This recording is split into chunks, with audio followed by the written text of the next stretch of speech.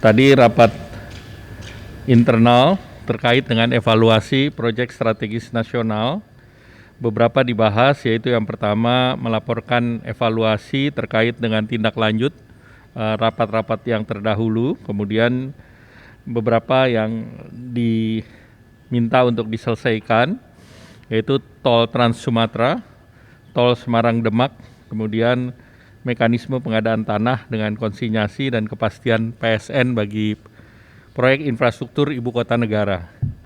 Kemudian juga evaluasi tentang bendungan Gerak Karangnongko, tol Tuban Lamongan Gresik, pengembangan biofuel, metanol, etanol di Bojonegara, kemudian usulan PSN untuk terminal peti kemas Musro Jambi, revitalisasi rumah susun, pengembangan lapangan CCUS di LNG Tangguh, dan beberapa isu terkait dengan proyek.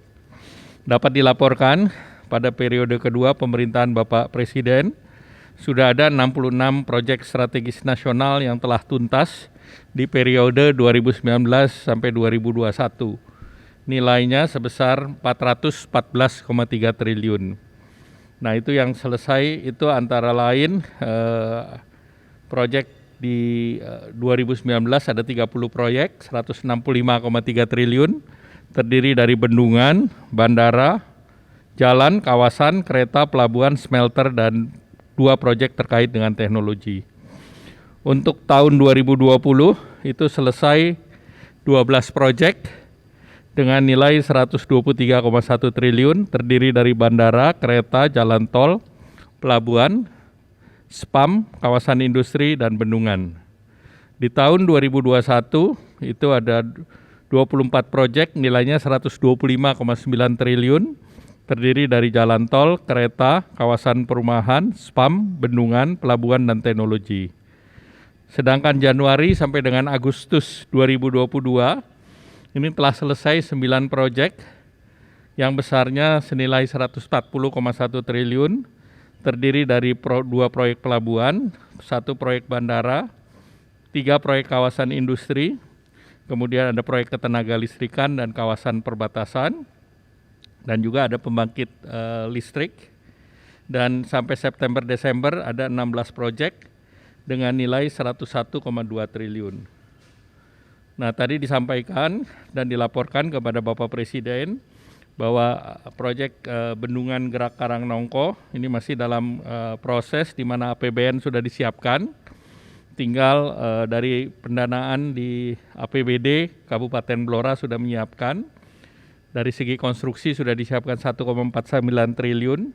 Tinggal penyelesaian masalah pembebasan lahan di Kabupaten Bojonegoro, di mana itu diperlukan tambahan anggaran yang akan dipelajari dari Kementerian Keuangan, itu sebesar 710 miliar. Di mana wilayah Kabupaten Blora 107 hektar untuk pembebasan lahan, di mana baik dari kabupaten maupun pemerintah daerah menyerahkan ke pemerintah pusat. Kemudian yang berikut adalah tol Tuban Lamongan.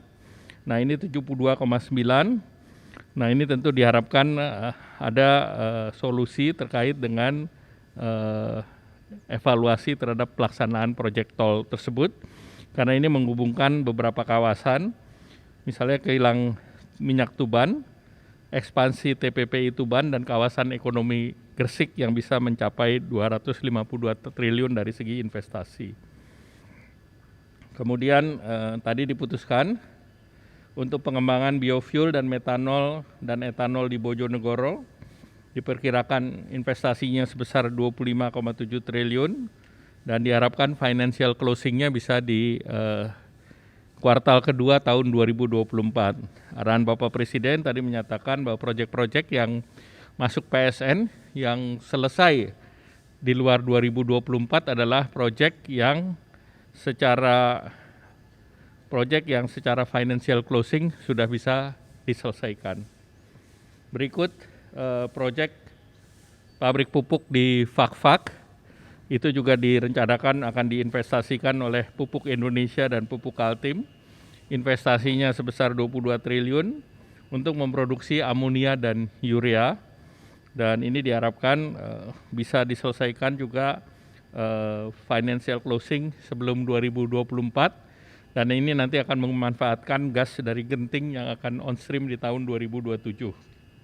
Proyek ini sejalan dengan proyek metanol yang di Bintuni yang juga sekitar 20 triliun, dan ini juga akan mulai on stream di tahun 2027.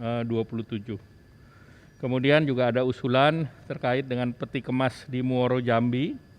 Nah, ini investasi tahap pertama 948 miliar, tahap kedua 3 triliun. Nah, ini pelabuhan dengan kapasitas kontainernya 60.000 sampai 80.000 TEUs.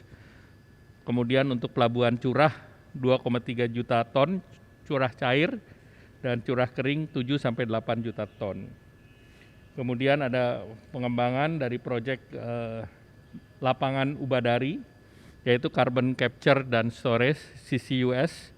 Itu dibiayai oleh konsorsium BP Tangguh sebesar 38 triliun, dan ini potensinya ada meningkatkan tambahan gas dari UCC sebesar 900 mmCFD dan pengurangan emisi karbon sebesar 25 metrik ton setara dengan CO2.